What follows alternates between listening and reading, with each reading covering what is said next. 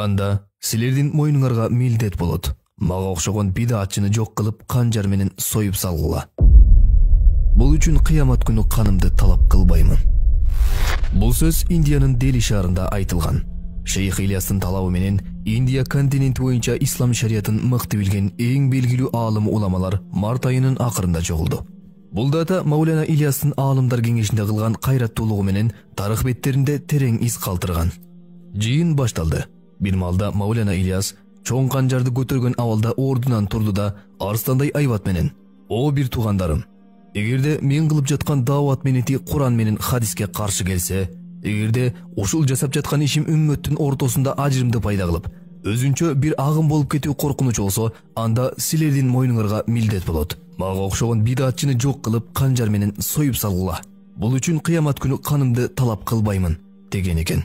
Ошондо бардык аалымдар жапырт түрдө бир ооздон: "Жок, антип айтпаңыз. Сиз кылып жаткан менет эч кандай Куран хадиске каршы келбейт жана эч кандай агымдак эмес. Бул менет акыйкат гана" деп кес айтышты. Анда Маулана Ильяс: "Андай болсо силер дагы бул улуу менетти кылгыла. Даават үчүн жардам колуңарды сунгула" деп мажлисте отурган аалымдарды Аллахтын жолуна чыгып, эл кыдырып башкаларды жакшылыкка үндөп жамандыктан кайтарууга чакырат. Жыйынтыгында аалым уламалардын бардыгы бул акыйкат ишти кабыл алып, ошол күндөн тарта даават менетин кыла башташат. Акыркы жылдары Маулана Ильяс рахматулла алейхинин оорусу катуу күч алып, өлүм төшөгүнө жатып калат. Ошол тапта аны зыярат кылуу үчүн чар тараптан аалымдар келе баштайт. Бир күнү Индустан чөлкөмүндө шарият маселелери боюнча фатва берип турган улуу аалым Муфти Кифаятулла да келди. Кызматчысы анын келгендиги туурасында Мауланага кабар бергенде, ал: "Тезирээк киргиз, менде ага суроолорум бар" дейт. Муфти Кифаятулла рахматулла алейхи кирип зыярат кылганда, Маулана Ильяс андан: "О Муфти Кифаятулла, Аллах Таала мени чындап эле ушул дин менетине кабыл кылдыбы, же бул жөн эле истидражбы" деп сурайт. Истидраж дегени Аллах Таала бир пендесине бул дүйнөдө убактылуу бир жакшылык берет, акыретте анын азабын көбөйтүү үчүн. Мына ушундан Маулана Ильяс коркуп чочулаган. Бул суроонун жообуна Муфти Кифаятулла: "Жок, бул истидраж эмес. Аллах Таала сизди чындап эле кабыл кылды" дегенде, "Андай болсо далили кана" дейт Маулана. "Мунун далили сиз ушунча жыл менет курбанчылык кылгандан кийин дагы коркуп жатпайсызбы" деп жооп берген экен. Бул улуу инсан тууралуу маалымат булактарында дин душмандары тарабынан ар түркүн сөздөр айтылган. Айрымдар Англиянын шпиону десе, кээ бирөөлөр адашкан тарикатчы же динге жаңылык киргизүүчү деп оозеки түрдө да айтып да, кагаз бетине жазып да келишет. Ооба, бирок акыйкат бирөө гана. Эгер сиз Маулана Мухаммад Ильяс Кандахилеви рахматулла алейхи туурасында ачуу чындык акыйкатты билгиңиз келсе, анда бул роликти акырына чейин көрүңүз.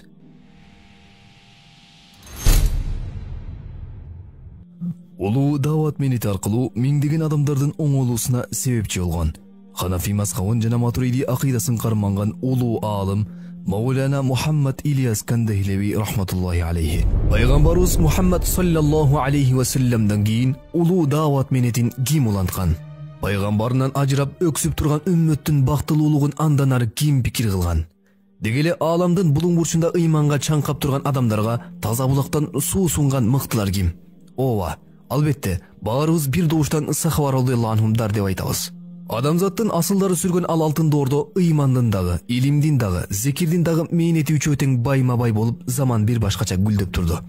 Бирок тилекке каршы, мезгил өткөн сайын дин үчүн жанын берген улууларыбыз узак сапарга аттанып, ан сайын адамдар улуулар баскан жолдон алыстап, үммөттө ар тараптан алсыроо башталды. Ниет жана ишенимге ширк оорусу кирип кетти. Макулуктарга сыйынуу, өлүктөрдөн муктаждыктарын суроо, бидаат, ырым-жырым калп нерселер жашоого кире баштады. Үммөттүн ортосунда бөлүнүп жарылуу жана өз ара мамилелеринде келишпестиктер пайда болду. Дүйнө байлыкты жана андагы жалган жашоону сүйүп, аны чогултууга катуу умтулгандар, өлүмдү унутуп акыретке даярданбай койгондор көбөйдү. Ал эми алсыроонун эң негизги өзөгү бул эл кыдырылып ыйман сөзү айтылган даават менетинин токтой баштагандыгы болгон. Үммөттүн чектелген катмарына эле менет болуп калды. Сахабалар доорунда ыйман жана илим зикир деген эки канат менен аалам кыдырып хидият шооласын жайган куш, даават менети алсыраган себептен бир канаттан жаракат алып уяда жаткан жандыкка айланды. Ал эми бул жагдай уяга кол салган кара чаар жыландай дин душмандары үчүн майрамдуу күн болду. Ата канат. Ошол убакта кандай гана аалымдар өлтүрүлдү, эмне деген китептер өрттөлүндү. Англиянын колонизаторлору Дели шаарынан баштап Пешаварга чейин 16 000 аалымды өлтүрүп, жолдун боюндагы дарактарга асып чыккан. Эгер ушул окуяларга дыккат маани берип карасак, Эмне үчүн дин душмандары аалымдарга жана алардын жазган китептерине асылган? Ооба, баягы эле дин жана мусулмандарды жок кылуунун жана алардын өнүгүүсүнө буттоосунун дагы бир тактикасы. Бул кара ниеттердин өлкөнгө чейинки максаты аалымдар менен үммөттүн ортосунда ажырым пайда кылуу. Ал үчүн кандай гана айламаларды кылышпайт. Ар мезгилде жөнү жок дүрбөлөңдөрдү салып, аларды кемсинтүү максатында цивилизациядан артта калган караңгы атам катары сүрөттөшөт.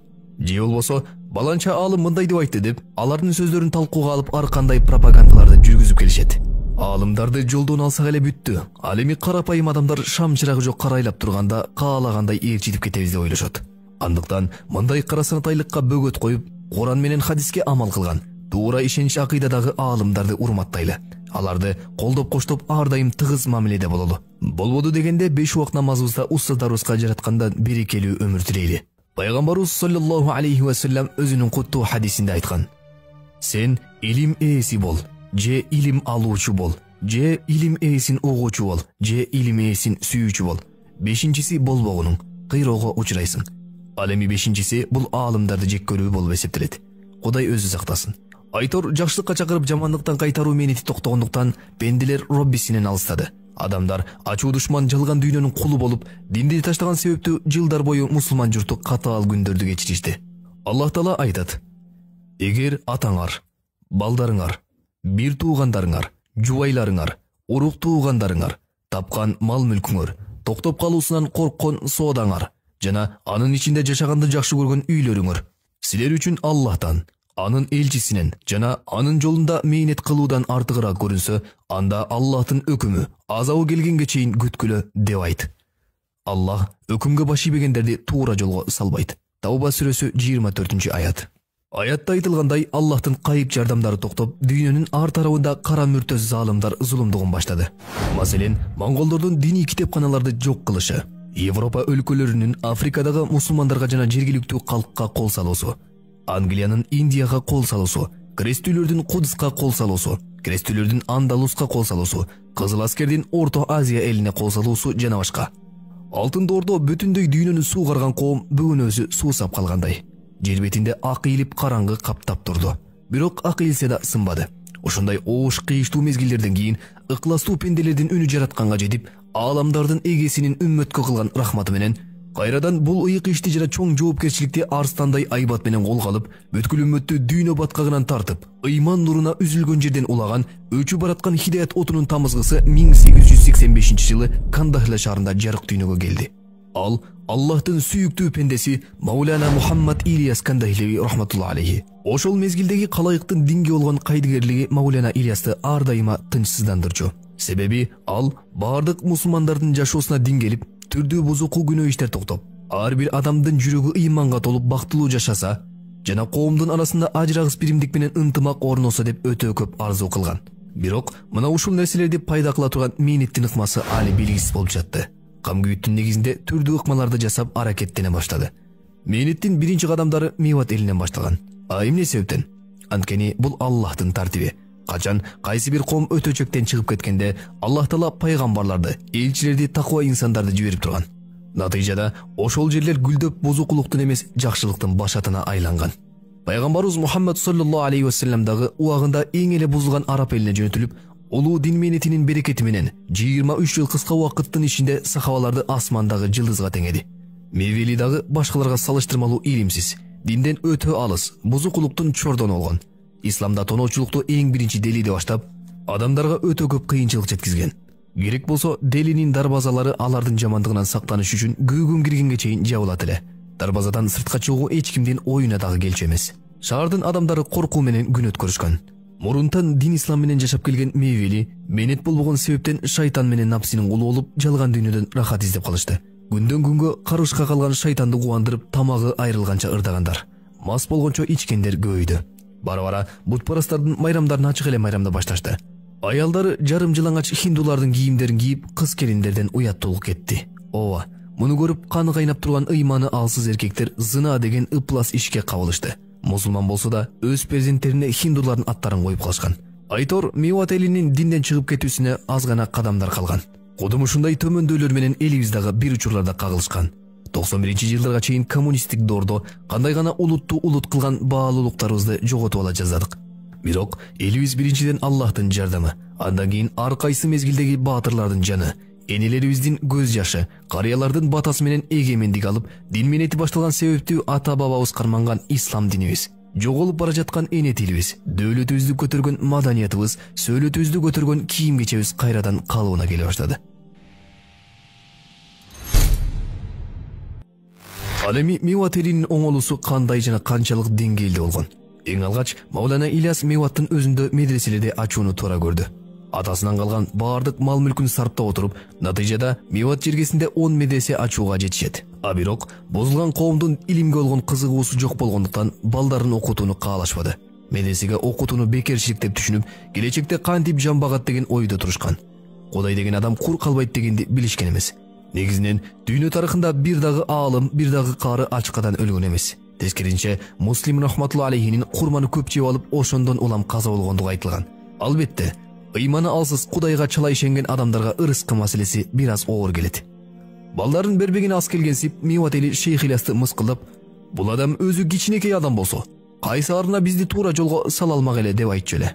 Бирок ал мындай маанисиз сөздөргө көңүл бурбай, бир гана Аллахка таянып курттай мээнет кыла берди. Ачылган медреселерде өтө аз сандагы балдар илим алып жатты. Алар окуп бүткөн соң алган илимине амал кылып адамдарды динге чакыра башташты. Бирок карапайым эл бүгүнкү күндөй аларды жаш баласың деп даватын кабыл кылбай, дедири сүйлөп кулак салбады. Натыйжада бул мээнеттен жаш балдар эле пайда алып, шариаттын өкүмдөрү милдет болгон чоңдор динсиз болуп кала берди. Демек, медресе ачуу менен эле иш бүтпөдү. Шейх Ильястын максаты пайгамбарыбыздын доорындагыдай адамзатынын бардык катмары, жаш-кары, аял эркектеби жалпыга тең пайдасын тийгизген мээнетти табуу керек эле. Ошентип 1925 жылы Маулана Ильяс экинчи жолу ажылык сапарына жөнөдү. Бул жолку сапар өтө башкача болду. Ал үчүн 1000 жылдап сандыкта сакталып турган пайгамбарлык мээнеттин сырлары ачылды. Ажылык күндөрүндө Маулана Ильяс эс алып жаткан эле. Бир маалда ааламдарга рахмат катары жиберилген пайгамбарыбыз Мухаммад саллаллаху алейхи вассалам анын түшүнө кирип, "О Ильяс, биз сага чоң жоопкерчиликти жүктөйбүз" деп көздөн кайың болот. Маулана уйкусунан чочуп туруп, "Ал кандай жоопкерчилик? Мен аны аткара аламбы?" деп катуу кыжаалат боло баштайт. Ошол күндөн тарта эч эле тамакка табыйт тартпай, түндөрдү уйкусуз өткөрүп калат. Муну байкаган шериктери андан эмне болгондугун сурашат. Ошондо Маулана Ильяс бул окуяны өзү менен бирге келген аалым уламаларга дагы баяндап бергенде, баары тең чоочулап турган жанды кубаттап, "Кыжаалат болбоңуз, Аллах сизге жар болот иншалла" деп тынчтандырган. Ошентип ажылык амалдар бүткөн соң жамаат өз мекенге кайтуунун камын көрө баштаганда, эмнегедир Маулана Ильяста бир тынчсыздануу пайда болуп, эч эле нурлуу Мадина шаарынан кеткиси келбей койду. Чогуу келген шериктери аны бир канча күн күтүштү. Акыры чыдаша албай жамааттын амири Халил Ахмад Сахаранпуриге арызданып барышат. Ошондо улуу аалым Халил Ахмад Сахаранпури аны шаштырбай күтүп тургула, же болбосо кете бергиле, себеби анда силер туйбаган нерсе болуп турат деп айтат. Бардык адамзаттын жашоосуна канткенде дин келет. Ал үчүн кандай мээнет кылуу керек, ошол мээнетти издеп табуу Маулана Ильяздын негизги максаты эле. Ал максатка жетүү үчүн 5 ай бою Нурдуу Мадина шаарында тынымсыз кам пикир кылып, түндөрдү Аллахка жалынып жалбарып дуа кылуу менен өткөрүп жатты. Өткөн замандарда пайгамбарлар өз коомдорун кантип динге чакырган, ушунун баарын Куран хадистен изилдеп изденген экен. Натыйжада Аллах Таала анын жүрөгүнө ал издеген нерсени салды. Ал сүйүктүү пайгамбарыбыз саллаллаху алейхи вассаламдын берекелүү даават мээнети болчу. Бирок бул мээнетти кылуу жол жобосун Аллахтын элчисинин жанында болуу менен түшүнгүсү келди. Ал үчүн Маулана Ильяс рахматулла алейхи Ан-Набави мечитинде жайгашкан пайгамбарыбыздын куттуу кабырын сырттан зыярат кылып, андан соң ичине кирейин десе көзөтчү такыр эле киргизбей коет. Бирок үзүлбөгөн үмүт менен кайрадан түндөсү келет. Кабырды кайтарып турган күзөтчү дагы тоскоолдук кылганда Маулана ыйлап жиберет. Күзөтчү "Эмнеге ыйлап жатасың?" дегенде Ильяс рахматулла алейхи жүрөгүндөгү кам күйүүтүн, бул куттуу жайга эмнеге келгендигин айтып берет. Аллах Таала күзөтчүнүн жүрөгүнө түшүнүк салып, ал Маулана Ильяска пайгамбарыбыздын кабырынын эшигин ачып берет. Ошол күндөн тарта түндөр пайгамбарыбыздын жанында өтө турган болду. Маулана үчүн мээнеттин көптөгөн сырлары ачылды. Максатына жеткен соң 1926 жылы өз мекенине кайтып келет да, бул берекелүү мээнетти киндик каны тамган жери Кандахла жергесинен баштады. Адамдар чогулган жерлерге барып ыйманга, намаз окууга, Аллахтын бардык өкүмдөрүн тирилтүүгө чакырып жатты. Пайгамбарыбыздын бул улуу мээнети көп жылдар бою болбогондуктан адамдардын жашоосунда унутулуп калган экен. Ошол себептүү калайык бул иштен таң калып бир азга өөн учурап жатты. Ал эми Маулана Ильяс болуп жаткан акыбалдардан таасирленбестен дааватты кыла берди. Кээде жүрөгүндөгү нерсени түшүндүрө албай ыйлап жиберчү экен. эл журтка болгон кам күйүтү аны уктатпачу. Бир жолу түндө кыжалат болуп ары бери басып жүрсө аялы: "Эки жака баса бербей жатпайсызбы? Эмне мынча өзүңүздү кыйнайсыз?" дегенде Маулана Ильяс: "Эгерде менин жүрөгүмдөгү кам күйүт сенин жүрөгүңдө да болгондо, анда экөөбүз тең уктай албай эки жака басып калмакпыз" деп айтчу экен. Даваттын негизги максаттарынын бири бул талапсыздарга талап пайда кылуу. Эң биринчи гаш амалы. Тагыраак айтканда, эл кыдырып жакшылыкка чакырып жамандыктан кайтаруу иши кантип башталган. Ильяс рахматулла алейхи Меваттын Нух деген айылында дават жыйынын өткөрөт. Жыйынга келген адамдардан ар жерлерге жамаат болуп барып, элдерди жакшылыкка чакырып мечитке намазга алып келүүсүн суранат. Бирок ал жыйынга катышкан элдер бул ишке нак даяр боло албай, бир аз жумуштарын бүтүрүп алуу үчүн бир ай мөөнөт сурашты. Арадан бир ай өткөндөн кийин жамаат түзүп бара турган айылын белгилеп алышты. Эң биринчи Сухни айылына барып, жума намазынан кийин эл кыдырып гаш кылышты. Бир жумадан кийин Таварт айылында гаш болду. Ошентип, ар жумада бирден айылды гаш кылып отуруп, Меваттын бардык айылдарын бүтүштү. Жүрөгүндө үммөт үчүн кам күйүтү толуп турган Маулана Ильяс бул амалдардын баарына толук катышты. 1933-жылы 3-чү жолу ажылык сапарына аттанат. Көпчүлүк убактысын Аль-Харам аймагында дават жыйындарын уюштуруп, ажылыкка келгендерге ыйман сөздөрүн айтып берүү менен өткөрөт. Ал жактан Жумадал Ула айынын 2-синде бекем ниеттер менен Индияга кайтып келет да, эки чоң кыдырууну уюштурат. Меваттык адамдардан көп адам чогулуп, бир ай бою тынымсыз айыл кыштактарда гаш болот. Адамдарга Аллахтын улуктугун жана анын өкүмдөрүн жеткирүү менен биргеликте угуучу кишинин дагы гашка чыгып башкаларды жакшылыкка чакырууга үгүттөйт. Анткени дават менети бирөөлөргө эле чектелген эмес. Аллах Таала айтат: "Аузу биллахи минаш шайтанир ражим. Кунтум хайра умматин ухриджат лин-нас, та'муруна бил-ма'руфи ва танхауна анил мункар ва ту'минуна биллах." Адамдардын пайдасы үчүн чыгарылган эң жакшы үммөтсүңөр. Жакшылыкка чакырасыңар, жамандыктан кайтарасыңар жана Аллахка ыйман келтиресиңер. Дагы бир башка аятта: "Ва заккир, фа инна зикра танфаул му'минин." Ыймандууларга Роббиси тууралуу эскерт. Чындыгында эскертүү ыймандууларга пайда берет. Зарият сүрөсү 55-аят. Инсан сөзү араб тилиндеги нисян деген сөздөн алынган. Мааниси унутчаак. Демек, адам баласы табияттан эле унутчаак болот. Кээде дүйнөгө алек боло отуруп, негизги максатыбызды унутуп калабыз. Капилеттик оорусу менен ооруп турганыбызда даватчылар келип бизге ырыскы берүү үчүн эскертпесе, жашоо жана өлүм берүү үчүн эскертпесе, башка ким эскертиши мүмкүн? Кээде туруп таң каласың. Айрым адамдардын кулагы акыйкат сөздү угуу үчүнийненин көзү сыяктуу тар болот. Ал эми эки ача сүйлөнгөн сөздөр үчүн дарбаза сыяктуу кенен ачылат. Биздин акыретибиз үчүн кам санап, атайын мал жанын алтындай убактысын сарптап келген адамдарды сыйлайлы. Аларды жакшы күтүп алып, ар тараптан жардам көрсөтөйлү. Меватта болуп өткөн эки жолку кыдыруудан улам Шейх Ильяс мол тажрыйба алып, көптөгөн түшүнүктөргө ээ болду. Байкап көрсө, Меваттын дыйкан жана малчылары эртеден кечке дүйнө менен алек болуп отуруп, гаш амалынан толук пайдаланышпады. Дагы көпкө гам пикир кылып, акыры жүрөгүнө жалгыз жол салынды. Бул адамдар дүйнөдөн үзүлмөйүн динди толук түшүнбөйт экен. Андыктан буларды кыска мөөнөткө жамаат кылып, илимдүүлөр байырлаган жерге жөнөтүү керек. Бул жолдон башка жол жок. Динге болгон кызыгуу пайда болуш үчүн сапар кылыш керек экендигин түшүндү. Ошол мезгилде Музаффарнагар, Сахаранпур жерлери диндин чордону болуп, алым уламалар көптөгөн таква инсандар отурукташкан. Шейх Ильяс бул адамдар ал жакка барып келмени, намаз окуганды деги эле мусулмандык жашоону үйрөнүп келишет деген ойго токтолот. Бирок бир нерсе жүрөктө үйкөп турду. Адамдарды мына ошол нерсеге даярдоо. Биринчиден дават менети унутулуп калган себептен эл журтка өөн учурап турган. Экинчиден Меват элинде кече эле бузулуп жүргөн коом бизге бүгүн акыл үйрөткөнү келишиптир деп шылдыңдайт деген коркунуч бар эле. Бирок Маулана Ильяс адамдарды даватка чыгаруу үчүн үмүт үзбөй аракет кыла берди. Меватилердин бирөөсүнө кат жазды. Урматтуу бир тууганым, адамдын динден бейкапар болгондугу, акыйкаттын аркасынан жүгүрбөй койгондугу бул фитнанын ачкычы. Инсан качанга чейин ушул сыпаттар менен сыпаттала берсе, анда ар кандай дүрбөлөңдөргө кириптер болот. Андыктан Меват элин ушундай коркунучтан сактап калыш үчүн даватка чыгыш керек экендигин түшүндүрөт. Удай жалгап бир жамаат Аллахтын жолуна даяр болду. Алардын кээ бирлери илимсиз болсок адамдарга эмне айтмак элек деп уялып жатышты. Кээ бирөөлөрү бул ишке анча көңүлдөнбөй жатты. Бирок Шейх Ильяс аларга даваттын пайдаларын айтып кубаттап турду. Ошентип түзүлгөн жамаатты Музаффарнагардагы Кандахля айылына жөнөттү. Айыл тургундары жакшы тосуп алып, Маулана Ильяс үмүт кылгандай эле ал жердеги аалымдар даватчыларга жардам колун сунуп дин өкүмдөрүн үйрөтүштү. Андан кийин экинчи жамаатты Райфурга жөнөттү. Бир хадистин мазмунунда: "Эгер силер туура жолду карманууну кааласаңар, анда алгачкыларды ээрчигиле" деп келген. Алгачкылар дегенде максат сахабалар. Сахабалардын жамааты мал-жан убактыларын курман кылып, алыскы жолдо эч бир кыйынчылыктарга маани бербей, өздөрүнө каалаган жакшылыкты башкаларга да каалап узак сапарларга аттанышкан эле.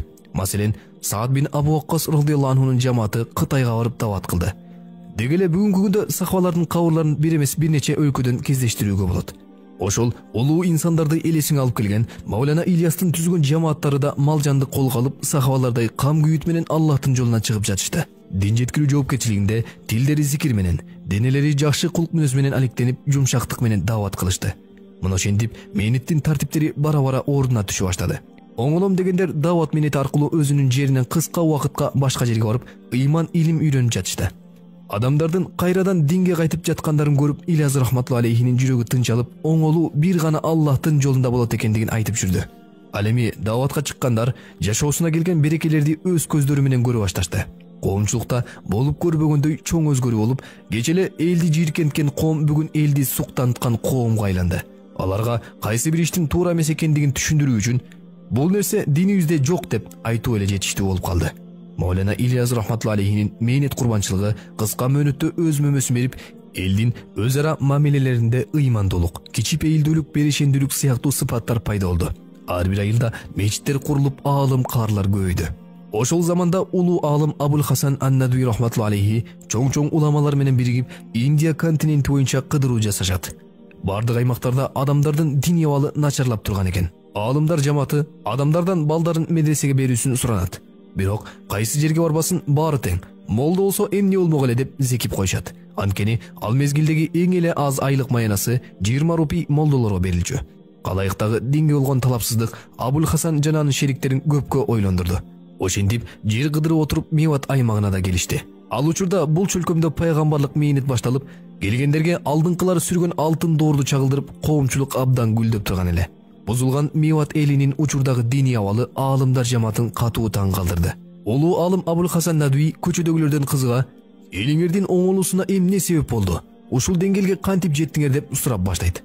Адамдар ага Маулана Ильяс рахматуллаху алейхи тууралуу айтып беришкенде, Абул Хасан ан-Надви Шейх Ильястын ат көтөргүс эмгектерин жана ополтоодой курбанчылыктарын угуп отуруп, мен аны көрбөй туруп мухабат кылып калдым дейт.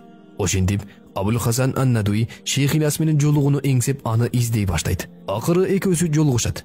Мындай улуу аалым менен жолуккандыгына Маулана Ильяс дагы абдан ыраазы болот. Ошондо Абул Хасан: "Эң бузулган коомду кантип үлгүлүү коомго жетиштирдиңиз? Мүмкүн болсо мен дагы даватка чыгып пайгамбарлык мээнетти үйрөнсөм болобу" дейт. Шейх Ильяс улуу аалымдын суранычын сүйүүнү менен кабыл алып, өзү менен чогуу 3 күнгө алып чыгат. Абул Хасан ан-Надви айтат: "Маулана Ильяс менен 3 күнгө чыгып, мен андан 2 нерсени байкадым. Биринчиси, Аллахка болгон таянычында сахабалардыкындай ишенич. Экинчиси, үммөткө болгон кам күйүт. Күндүзү адамдарга барып ушунчалык мээнет кылчу эле. Кандай эле бир адамдын жакындары сууга агып баратса, ал адам куткаруу үчүн канчалык аракеттенсе, Маулана Ильяс дагы ошончолук аракет кылат эле. Ал эми түндөсү Аллахка жалбарып ушунчалык ыйлайт эле. Кандай эле бир адамдын үйү үй бүлөсү менен чогуу күйүп кетсе, канчалык ыйласа, Шейх Ильяс дагы ошончолук ыйлачу. Маулана Ильяс менен 3 күнгө чыгып, пайгамбарыбыздын үммөткө болгон кам күйүтү канчалык болгондугун түшүндүм. Болбосо, пайгамбарыбыздын өмүр баяны тууралуу 150 түрлүү китеп жазгам. Бирок канчалык түшүнө албаптырмын" дейт өзүнүн сөзүндө. Эми урматтуу туугандар, ошондой улуу мээнетти кылган Маулана Ильястын жаштыгы кандай өткөн? Мындай улуу инсанды кандай бактылуу ата-энелер эрезеге жеткирген, аны да айтып өтөбүз. Негизинен мөмөнүн жакшы болгондугу даракка байланыштуу экендиги белгилүү. Ансыңары ата-эне кандай инсан болсо, алардан пайда болгон перзент дагы ошондой инсан болот дейт улуулар. Маулана Ильястын атасы Шейх Мухаммад Исмаил рахматуллаху алейхи жаштайынан эле динге жана илимге суугарылган ардактуу үй бүлөдө чоңойгон. Анын ыйык санжырасы Сыддык аттуу наа менен бүткүл үммөткө белгилүү болгон пайгамбарыбыздын улуу сахабасы жана жакын досу Абу Бакр радыйаллаху анхуга барып такалгандыгы бизди суктандырбай койбойт. Албетте, улуулардын урпагы болуш канчалык улуу неамат. Исмаил рахматуллаху алейхи 1876-жылдары Нью-Дели шаарынын чет жагындагы Чунаста деген айылда жашаган. Ал эми анын киндик каны тамган жери Музаффарнагар районундагы Жаан-Жаана айылы болгон. Биринчи аялы каза болгондон кийин бир канча убакыт үйлөнө албай жүрүп калат. Анткени Хинт элинде кимдир бирөөнүн аялы каза болуп, ал адам экинчи ирет үйлөнөйүн десе, ага эч ким кызын бербейт эле. Себеби боту суук адамга кызымды берсем ал дагы өлүп калат деген туура эмес ишеништер бар эле. Бара-бара бул түшүнүк мусулман журтчулугуна да таасирин тийгизген. А бирок чыныгы ыймандуулар бутпарасттардын түү жок ырымдарына ишене бербейт. Момундар бир гана Аллахтын элчисинин сөзүнө ишенип, ага толук амал кылышат. Пайгамбарыбыз саллаллаху алейхи ва саллям өзүнүн куттуу хадисинде 3 нерсени кечиктирбеш керек деп айткан. Алардын бири ылайыктуу жуучу келгенде бойго жеткен кызын турмушка узатууну. Бүгүнкү күндө кыз тарап баланын жан дүйнөсүнө эмес, тиштеген нанына же минген унаасына эле карап турат. Келечек менен башы оорубайт. Натыйжада 1-2 айдан кийин талак сөздөрү жаңырат. Андан көрө 2 жаш дүйнөгө эмес, динге карап үйлөнүшсө, ажырашуу деген тема өлкөбүздө жоголот иншалла. Мухаммад Исмаил рахматулла алейхинин экинчи жубайы София эне менен баш кошуусу кандай болгон? Англиянын колонизаторлорунун динге болгон кысымдарынан улам айлана чөйрөнү надандык каптады. Калк арасында ачык эле дин биздин өнүгүүбүзгө зыян алып келет деп кыйкырып чыккандар да болду. Дин душмандары муну менен эле тынчыбастан келечек муунду бузуу үчүн билим берүү мекемелеринде динге каршы үгүттөрдү жана сабактарды киргизе башташкан. Эгерде эске салсак, коммунисттик режимдеги орус бийлиги 70 жыл ичинде мектеп окуучуларына сенин атаң Ленин деп, Кудай жок деп айтпаса, күнөөсүз балага 2 коюп аябагандай зулумдук болгон. Ушул сыяктуу окуялар Британиянын колониялык карамагындагы өлкөлөрдө дагы болгон. Бул карамүртөздүк эми өсүп келе жаткан таза муундун жүрөгүн жаралап, агарган жүрөктү карайтты. Ошол кезде жүрөгүндө үммөткө болгон камы бар пакиза энелер отуруп келечек үчүн кеңеш курушту. Антпесе келечек өткөн замандан дагы коркунучтуу ураак жана караңгы болуп баштаган эле. Ал энелердин арасында Маулана Ильяс рахматулла алейхинин чоң энеси менен тайенеси дагы бар болчу. Ошол кеңеште канткенде үммөттү надандыктан сактап калабыз деген күйүт болгон. Бир убакта терең ойлонуу менен Маулана Ильястын таква тайенеси тараптан өтө мыкты пикир айтылды. Келгиле, келечек муунду сактап калыш үчүн илимдүү балдар менен илимдүү кыздарды никелейли. Анткени алар өз балдарына татыктуу тарбия берип чоңойтушат деген экен. Мындай керемет сунушту эч бир айым четке кагалган жок. Жыйынтыгында баары ушул пикирге биригишти. Ошондо таква тайенеси дароо эле менде илимдүү кыз бар дейт. Мындай кушкабарды угар замат Маулана Ильястын чоң энеси менде илимдүү бала бар деп кудалашып калат. Ошентип Маулана Исмаил рахматулла алейхи Илахи Бахшкандехлеви рахматулла алейхинин кызы менен баш кошуп экинчи турмушун курган. Ошондон тарта Кадашла шаарында узак мөөнөткө чейин жашап, ал жер өз жеринде эле болуп калган. Сафия айымдан Яхья жана Ильяс деген 2 уулдун атасы болду. Келечекте калайыктын камын ойлогон балдардын татыктуу тарбиясын берип, уулу Ильяс рахматулла алейхи 14 жашка чыкканда, бактылуу ата 1898-жылы 26 февралда акыретке сапардаткан. Жаназасына келген адамдардын көптүгүн айтпай эле коюңуз. Намаз окуучу жайга адам батпай, кезектешип отуруп, жаназа намаз бир эмес бир канча жолу окулган. Чындыгында Маулана Мухаммад Исмаил рахматулла алейхи орду толгус улуу адамдардан болгон. Ал эми Маулана Ильяс рахматулла алейхинин ардактуу энеси Сафия айым өтө таза жана Куранды баш аяк толук жаттаган хафиза аял болгон. Эң эле таң калыштуусу, ал Куранды күйөөгө тийгенден кийин улуу баласы Мухаммад Яхьяга ак сүтүн берип чоңойтуп жаткан кезинде жаттаган экен. Кандай гана керемет. Бүгүнкү күндө iPhone тиктеп бала эмизген эжекелерге жакшы эле сабак болчудай. Бешиктеги кезинде эле апасынан Куран угуп чоңойгон баладан келечекте эмнелерди гана күтсө болот. Ата канат. Биздин энелерибиз дагы балдарын Куран менен чоңойткондо. Кыргызда ар намыстуу эл жерин сүйгөн ыймандуу жаштар, көрөсөндөр көсөмдөр көп чыкмак беле деп ойлонуп коесуң. Айтып отурсаң арман көп. Бирок азыр деле кеч эмес. Тарыхта татыктуу тарбия берген Ильяс рахматулла алейхин энесиндей таква энелерибиз бизде дагы Кудайга шүгүр жок эмес. Маселен, эл жерин сактаган Семетейди тарбиялаган Каныкей энебиз. Журт үчүн жанын берген камчыбекти өстүргөн Курман Жандатка энебиз бар. Ал эми Сафия эненин ыйык Куранга болгон мухабаты жогору даражада болгон. Күн сайын үй кызматтары менен биргеликте Куранды башынан аягына чейин окуйт эле. Ошону менен биргеликте күнүмдүк зикирлерин да толук аткарчу. Бүгүнкү күндө көпчүлүк эркектер кылылбаган амалдарды Сафия энебиз кылган. Ал эми орозо айларында бул Куран айы деп күнүнө 40 барадан окуп отуруп бир ай ичинде Куранды баш этек 40 жолу окуп бүтүрчү экен. Маша Алла. Мына ушундай улуу инсандардын үй бүлөсүнөн, алардын таквачылык жана амалга бекемдигинен улам көптөгөн адамдардын хидаятына себепчи болгон Шейх Мухаммад Ильяс аттуу чоң аалым чыкты. Биздин энелерибиз дагы Сафия айымдан кем эмес иншалла. Болгону телефонго кетирген убакытты ыйык Куранга арнаса, аз-аздан болсо дагы аны жаттаса болот. Мисалы, күнүнө Курандан бир аят жаттасаңыз, 17 жыл 4 айда бүтүрүү насип болот. Күнүнө 5 аяттан жаттасаңыз, 3 жыл 5 ай 3 жумада бүтүрөсүз. Ал эми күнүнө 10 аяттан болсо, анда 1 жыл 8 ай 3 жумада Курани Каримди жаттап бүтүрөсүз. Энелердин бардыгы ак сүтүн дараты менен берген Сафия энедей таквайым болсо, Куттуу үйүбүздө ыйык Куран жаңырып турса, ал эми перзенттерибиз келечектин улуулары болсо, дүйнөдө бизден өткөн бактылуу инсан жок. Көпчүлүк ата-энелер перзенттерин Имам Азамдай, Имам Бухаридей, Маулана Ильяс рахматулла алейхилердей улуу инсан болушун каалайт. Ооба, албетте, бул жакшы нерсе. Бирок эске алчу нерсе, эгерде сиз балаңыздын Имам Азамдай улуу аалым болушун кааласаңыз, анда сиз Имам Азамдын атасындай ата же энесиндей эне болушуңуз керек. Маулана Ильястын жаштыгы кандай өткөн? Маулана Ильяс жүзү кара тору келген, өзүнө жарашыктуу кыска бойлуу жана арык чырай, өтө аракетчил болгондуктан андан жалкоолук жана алсыздык көрүнбөйт эле. Жакындан караганда көрүнгөн ак түктөр аралаган кара коюу сакалдуу болгон. Тилинде бир аз кекештиги бар эле, бирок сөзүндө чоң күч болгон. Анын жаштык кези Индиядагы Музаффарнагар районундагы Кандахля айылында тага журтунда өткөн. Тырмактайында эле жүрөгүндө ыймандын чогу болгон. Кийинчерээк ошол чок анын таква үй бүлөсү жана диндар чөйрөсүнүн себебинен отко айланган. Ата-энеси баланын келечегине көңүл буруп, биз сыяктуу орустун отун ташыган кемпир шал жомогун айтпай, балким үммөттүн улуу инсандарынын тарыхын айтып берүү менен тарбиялаган экен. Бул нерсе баатырларды тарбиялоодогу эң жакшы ыкма. Маулана Ильяс рахматулла алейхинин тайенеси аны ойнотуп жатып, бул баладан мага сахабалардын жыты келип жатат деп айтчу экен. Чындыгында эле андан сахаба радыйаллаху анхумдардын чынчылдыгы, бүткүл адамзаттын бактылуу болуусу үчүн тынчсыздануусу, ошондой эле дин жана дин мээнети үчүн күйүтү көрүнүп турар эле. Алгач башталгыч мектепти башка балдардай эле окуган. Өзү курактуу окуучулардан айрыкча оор басырыктуулугу жана ойчулдугу жагынан өзгөчөлөнүп турган. Бир жолу анын классташы Риядул Ислам Ильяс рахматулла алейхи тууралуу мындай дейт. Мектепте окуп жүргөн кезибизде Маулана Ильяс отун көтөрүп келиптир.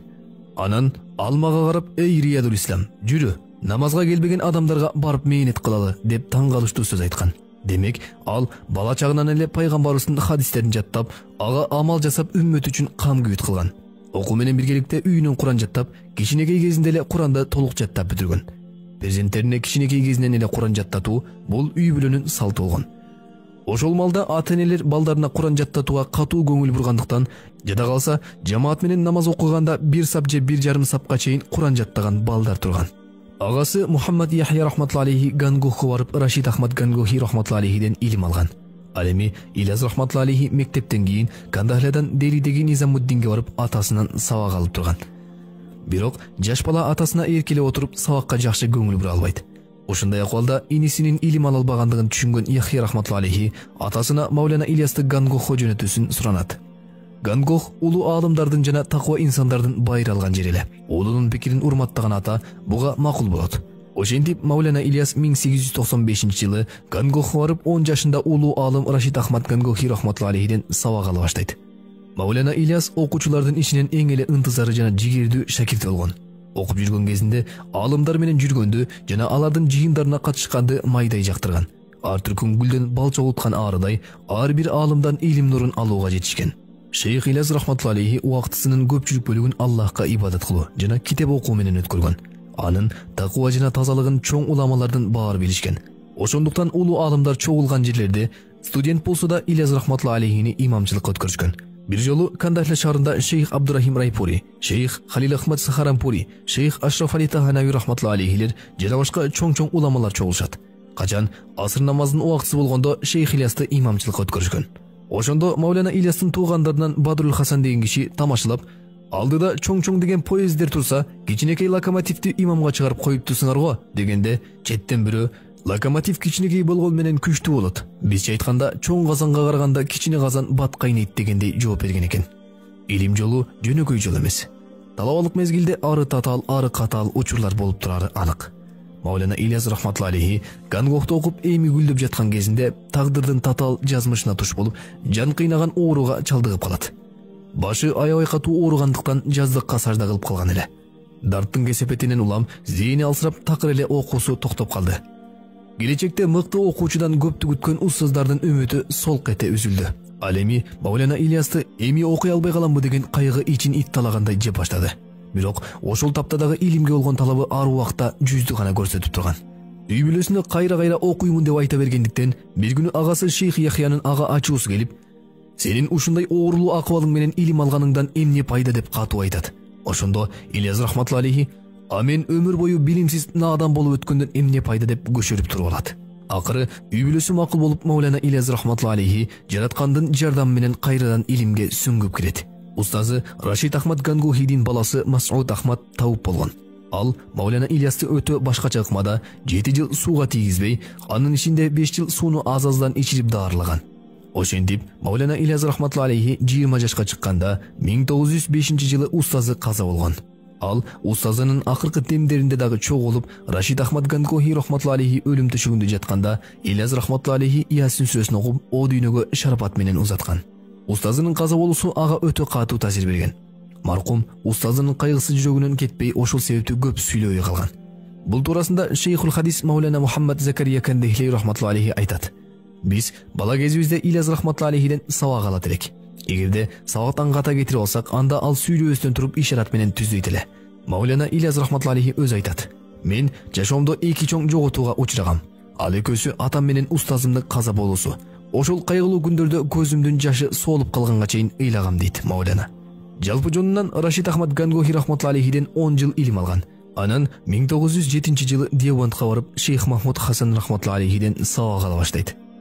Өз учурунда Шейхул Хинд деген ат менен белгилүү болгон Шейх Махмуд Хасан рахматулла алейхи Девант илим борборунда хадис илими боюнча адис болгон. Ал айтат: Мен Ильясты көргөндө сахабаларды элестетет элем деп айтар эле. Кийинчерээк экинчи устазы Махмуд Хасандын кеңеши менен Сахаранпурдагы Халил Ахмад аттуу улуу аалымдан руханий таалим тарбия алган. 1909 жылы Сахаранпур Мазахирул Улум окуу жайындагы устаздардын көпчүлүгү ажылык сапарына жөнөшөт. Ошол мезгилде сапарга кеткен агайлардын ордун толуктап, Мазахирул Улум окуу жайына жаңы сабак берүүчүлөр тандалып алынган. Алардын катарында Маулана Ильяс рахматулла алейхи да бар эле. Медресенин ажыга кеткен агайлар келгенден кийин деле жогору сабаттуулугунан улам ал жакта сабак берүүсүн уланта берген. Окуп жүргөн кезинде эле такыр окуй элек китептеринен сабак бер деп чечилип калат. Ошондо Ильяс рахматулла алейхи өзүнүн мыкты аракетинин себебинен ал китептерден дагы жогору сабак берип кеткен. Илим аттуу ыйык жолдо күн кечирип Маулана 27 жашка чыкканда пайгамбарыбыздын сүннөтүн тирилтип ыйманды бекемдей турган мезгил келди. Ал 1912 жылы октябрь айынын 17-си жума күнү асыр намаздан кийин Шейх Рауфул Хасан деген аалымдын кызына үйлөнгөн. Үйлөнүү үлпөтүнө Ашраф Али Таханави, Халил Ахмад Сахаранпуридей чоң-чоң аалымдар катышкан. Ашраф Али Таханави рахматулла алейхи куттуктоо сөздөрүн айтып, тоюнда жалпы элге баян кылган. Эгер дыккат көңүл бурсак, айрым турмуш жолдору бүткүл адамзатынын пайдасы үчүн курулат. Бул эң чоң бакыт. Маулана Ильяс рахматулла алейхинин турмуш жолу жөнөкөй курулган жок. Балким илимдүү атанын татыктуу тарбиясын көргөн такыба аял заты менен курулду. Эми ошол убактан тарта мусулман журтчулугу үммөттүн ийгилиги үчүн канжыгага баш байлаган дагы бир Маулана Ильясты чыдамсыздык менен күтөт. Шейх Мухаммад Ильяс рахматулла алейхинин бир уул, бир кызы болгон. Баласы Шейх Мухаммад Юсуф болгон. Ал эми кызы Шейх Мухаммад Закария рахматулла алейхинин жубайы болгон. 1914 жылы Халил Ахмад Сахаранпури рахматулла алейхи ажылык сапарына жөнөп калат. Бул кабар Маулана Ильяс рахматулла алейхиге жеткенде ал дагы ажылык кылууга абдан ашыгат. Анткени өмүрүндө биринчи жолу Кабатуллону устазы менен биргеликте зыярат кылуу ал үчүн чоң сыймык болгон. Бирок алыскы сапарга каражат керек эле. А негизгиси жүрөгүндөгү бекем чечими, Аллахка болгон таянычы күчтүү болгон. Натыйжада жараткан өзү колдоп биринчи жолу ажылык сапарын кылып келет. Арадан бир жыл өтөй 1915 жылы сүйүктүү агасы Яхья рахматулла алейхиден ажырайт. Жаңга айткен бул жазмыш Маулана Ильяс рахматулла алейхи көктөн түшкөн чагылгандай тийди. Бул кубулуш анын сабырын жана бекемдигин сынай турган сыноо болчу. Себеби Яхья рахматулла алейхи анын жөн эле байкес эмес, балким тырмактай кезинен таалим тарбия берген, ак караны үйрөткөн атасындай инсан болгон. Ооба, жүрөк толкуткан бул окуя көпчүлүктү дагы кайгыртты. Ал эми Маулана Ильястын жүрөгүндө өчпөз из калтырды. Дайыма ал туурасында сөз кылат эле. Арадан 2 жыл өттү. Ошол тапта аталаш агасы Шейх Мухаммад рахматулла алейхи Низамуддинде атасы түптөгөн медресени жетектеп турган. Ошентип, өтпөй эле улуу агасы дагы ооруга чалдыгып, дарттын кесепетинен 1917 жылы каза болгон. Атасы менен агасы дүйнөдөн өткөндө бул өрөндө боштук пайда болду. Ошондо Маулана Ильяс рахматулла алейхини жакшы көрүп, ыклас кылган адамдар аны Низамуддинде калып, атасы менен агасынын ордуна медресени жетектеп калуусун кайра-кайра суранышат. Маулана Ильяс рахматулла алейхи бул сунушту кабыл алып, 1917 жылы Низамуддинге сапар алат. Бирок тагдыр экен, эски оору козголуп башы катуу ооруй баштады. Күн сайын кан айланышы начарлап, боту колу муздап эле томсоруп жатып калды. Анын начар абалынан үйүндөгүлөр чоочулап, ал эми элдердин баары инна лиллахи ва инна илейхи ражиун деген дуаны окуп калышты. ошону менен эле Маулана Ильяс рахматулла алейхинин берекелүү өмүрү бүтүп калды деп ойлойсузбу? Жок, андай эмес. Сүйүктүү пендесинин даражасын көтөрүш үчүн дартты берген зат дарттын дабасын дагы кошуп берди. Анткени жараткан өзү келечекте Маулана Ильясты чоң жакшылыкка себепчи кылат эле. Күндөр Низамуддинде өтө баштады. Медресенин көпчүлүк окуучулары Меват элинен болгон.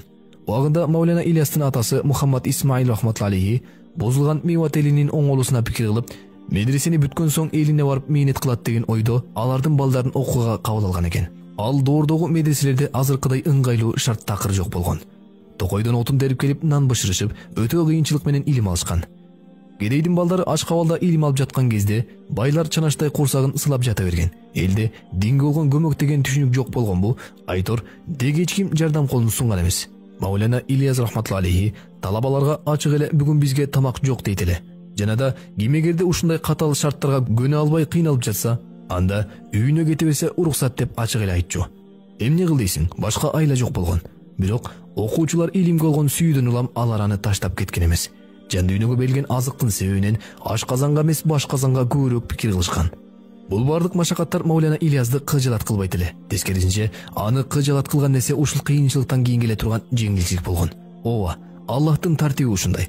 Кыйынчылыктын артынан сөзсүз жеңилдик берет. Тарых беттеринде Маулана Ильястын үммөт үчүн канчалык деңгээлде кам кылгандыгы көп эле баяндалат. Бир күнү Махмуд Хасан Дивбанди Маулана Ильяс рахматулла алейхи менен бирге отурган эле. Бир маалда Махмуд Хасан Дивбанди рахматулла алейхиге үйүндөгүлөрүнөн кат келет. Ал катта бизди Баатирдин эси чыгарып салып, азыр көчөдө калдык деп жазылуу болгон. Муну окуганда Махмуд Хасан көзүнө жаш алып ыйлап жиберет.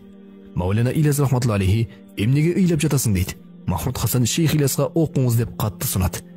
Ильяс рахматулла алейхи катты окуп бүтүп, тигиден да катуу ыйлап келет.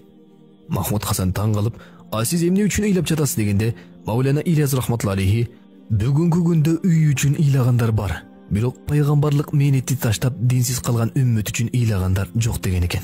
Акыркы жылдары Маулана Ильяс рахматулла алейхи узак мөөнөткө чейин катуу ооруп жүрдү. Бирок ошол убакытта адамдар аны үч абалында гана көрөт эле. Ар дайым бул мээнетти жүргүзүүгө терең ойго батып жүрчү.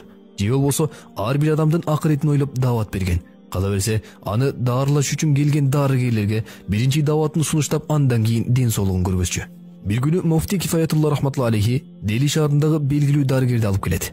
Хазрат адаттагыдай эле биринчи дааватын сунуштап мындай дейт: "Урматтуу дарыгер, сизде адамдар пайдала турган илим бар. Бул илимди Аллах Таала пайгамбар Иса алейхиссаламга берген. Бирок дененин илимине караганда рухтун илими бир канча эсе жогору турат" деп даават берди. Маулана көп ооруйт эле. Кандай оору дебейсизби? Канткенде толук дин жана дин мээнети акыйкаты менен кыяматка чейин адамдардын жашоосуна келет деген камгүйт менен ооруган. Ошентип элдин бактылуулугу деп отуруп ден соолугуна да карабай 1943-жылы ноябрь айында өлүмгө жеткирүүчү катуу ооруга чалдыгып калат. Ооруп турса дагы аны зыярат кылып келгендерге бир дагы жолу оорусу тууралуу арызданган эмес. Балким амалдарын калтырбай аткарып дааватын кыла берген. Делидеги бир досу өзүнүн китебинде мындай деп жазган: "Маулана Ильяс рахматулла алейхи бир аз жакшы болуп сакайып калат. Бирок аманатчыл дарыгери аны бул абалында көп сүйлөбөсүнө буйруса дагы такыр дааватын токтоткон эмес. Ал дин соолугум жакшы болуш үчүн дин жеткирүүнү таштап унчукпай жүрүүмдөн көрө дин сөзүн айтуудан улам өлгөнүм артыгыраак деп айтаар эле." 1944-жылы март айында оорусу катуу күч алып, адамдарга намаз окутууга дарманы жетпей калды. Эки адамдын жардам менен мечитке келип намазды туруп окучу. Күн өткөн сайын ден соолугу төмөндөп жатты. Туруп намаз окуганга да чамасы келбей, Хазраттын керебетин биринчи саптын чет жагына коюп, жамаат менен намаз окуп жатты. Маулана Ильяс рахматулла алейхи июль айынын 10-чу кечесинде уламаларга даават ишин кылууга, адамдарга дин жеткизүүнү бекемдеп айтты. Ошентип, июль айынын 13-чү түнү узак сапарга чыгууга даярданып жатты. Шейх Ильяс жанында тургандардан "Эртең кайсы күн?" деп сурады. Жандагылар "Эртең бейшемби күнү" деп жооп беришти. Ильяс рахматулла алейхи жандагыларга "Менин кийимимди карагылачы" дегенде, алар "Кийимиңиз таза эле" дешти. Соң керебетинен түшүп дарат алды да жамаат менен бөлмөсүндө куптан намазын окуду. Андан кийин адамдарга дуа кылып дем салуусун өтүндү. Кийин Шейх Маулана Инамул Хасан рахматулла алейхиден "Аллахумма гфирутука" деген дуанын толук бөлүгү кандай деп сурады. Ошондо дуанын толугу менен айтып берди. "Аллахумма магфирутука аусау мин зунуби ва рахматука аржа инди мин амали." Маниси: "О Аллахым, сенин кечиримиң менин күнөөмдөн үстөм жана сенин рахматың менин амалымдан үмүттүүрөөк." Бул дуаны кайра-кайра кайталап жатты. Бир маалда жандагыларга Мени жуундуруп керебеттен түшүрүүңөрдү өтүнөм. 2 рекет намаз окуп алайын деп, ошол күнү саат 12 чамасында катуу кыйналып эсинен танып калат. Дарыгер чакырылып, аны карап дары берди. Бир аз эсине келгенден кийин узак мөөнөткө чейин Аллаху акбар деп такбир айтып жатты. Маулана Ильяс таңга жуук баласы Мухаммад Юсуфту чакыртты. Юсуф рахматулла алейхи келгенде ага карап, "Бери кел, коштошоюн. Бул түндөн кийин калуу жок. Мен түбөлүктү сапар кылам" деди. Ошентип, көмүлгөн булактын оозун тазалап, сахабалардан кийин токтогон мээнетти уланткан Хазрат Шейх Мухаммад Ильяс Кандахилей рахматулла алейхи Багымдаттын азанына чейин Аллахтын рахматына кетти. Багымдат намазынан кийин эл чогулуп, Маулана Ильяс рахматулла алейхинин баласы Маулана Мухаммад Юсуф рахматулла алейхини анын ордуна орун басар кылышып, Шейх Ильястын селдесин кийгизишет. Андан соң мархум Ильяс рахматулла алейхини чоң уламалар жуундуруп кепиндешти.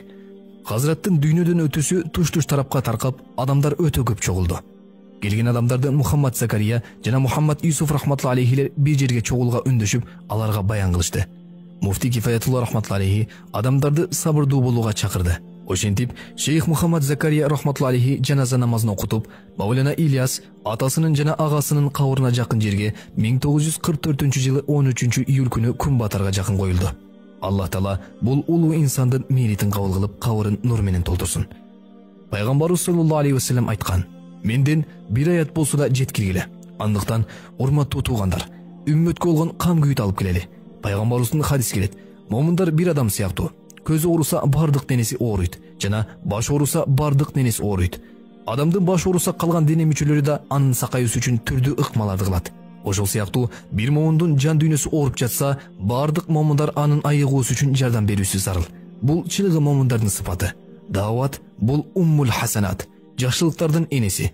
Андыктан бул улуу дин жана даават мээнетин алып, үймө үй, көчөмө көчө, айылдан айылга, шаардан шаарга, өлкөдөн өлкөгө, материктен материкке барганга дайым даяр бололу.